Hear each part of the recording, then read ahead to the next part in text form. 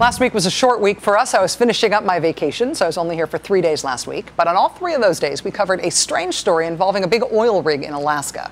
Specifically right here in Alaska, a tiny island off the southern coast of the state that's home to a vibrant fishing community, a number of endangered sea mammals, and as of last week, this stranded Shell oil rig that was threatening to despoil the entire region. When we last left our stranded, beached $300 million Shell rig full of 150,000 gallons of diesel fuel, oil, and toxic hydraulic fluids, it was stuck on these rocks alongside one of Alaska's most ecologically sensitive areas. It has since been towed away to a nearby harbor where it's now being inspected by a team of experts, including the Coast Guard. But something interesting has developed as this story has gone on. What was going on when that Shell rig got stuck in the first place was that they were trying to move it. They're trying to tow it from the area where it had been drilling near the Aleutian Islands back to Seattle, Washington. They ended up having a really hard time towing it because they ran into bad weather. The ship that was towing it lost all its engines, ultimately lost its connection to the rig in the process. That ship tried 4 more times to hook up to the rig, but they were unable to reestablish a connection. They brought in a second vessel to try to help, but that attempt had to be aborted as well because of really bad weather. After being left adrift, it was that Shell rig that finally slammed into the nearby island, threatening everything around it. But why were they trying to tow that rig when they did? What was the rush?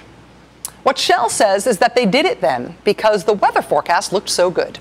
They said there was a 2-week window where the weather was going to be good enough to tow it. Turns out that does not appear to be the case.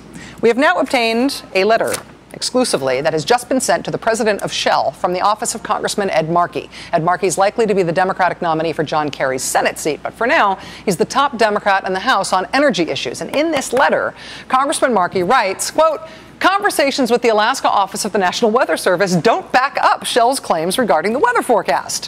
While a Shell official cited a 2-week window of good weather, National Weather Service marine forecasts in Alaska only extend for 5 days, not 2 weeks. Shell's rig operations began on December 21st, but according to Congressman Markey, Shell doesn't appear to have consulted with the Weather Service at all after mid-November. If they had been in touch with the Weather Service, they would have learned that what had actually been forecast for the end of December was winds reaching 25 knots and seas in excess of 20 feet. So this is weird, right? Shell saying that they only moved this rig because of a 2-week window of good weather. But the National Weather Service doesn't even give 2-week windows for that area. And what they ultimately did forecast was the exact type of horribly bad weather that Shell catastrophically ran into. So again, what explains Shell's ultimately catastrophic rush to move that rig when they did? Well, in this letter, Congressman Markey raises another potentially explosive issue. He says, quote, "It does appear that Shell could have been exposed to potential state tax liability on the rig had it remained in the state on January 1st. Shell could have potentially been exposed to state tax liability on the rig in excess of $6 million. So you got that? If Shell did not get their rig across the state border by January 1st, they would have been on the hook for $6 million in state taxes.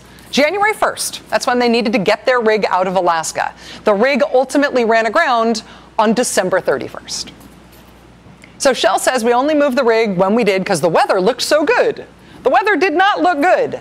And oh, by the way, had they not moved the rig when they did, that would have been $6 million in taxes, please. Congressman Markey is now demanding that Shell provide answers to this set of circumstances, which he describes as, quote, profoundly troubling. Ed Markey had previously demanded documents from Shell laying out the company's contingency plans for this ultimately disastrous operation. The deadline to provide those documents expired today. Shell, apparently, we have now learned, has asked for an extension until Monday because they have been focusing on recovery issues. Just the engineering aspects of this story, the failure upon failure upon failure that led to this beaching of this giant rig in unspoiled Alaskan wilderness, just the engineering aspects of this story started off really weird. But now the political aspects, the corporate intrigue aspects of it, are getting weirder and weirder all the time. We have contacted Shell to try to get their response to these allegations. So far, we have not heard back, but we promise we will keep you posted, and we will keep bugging them.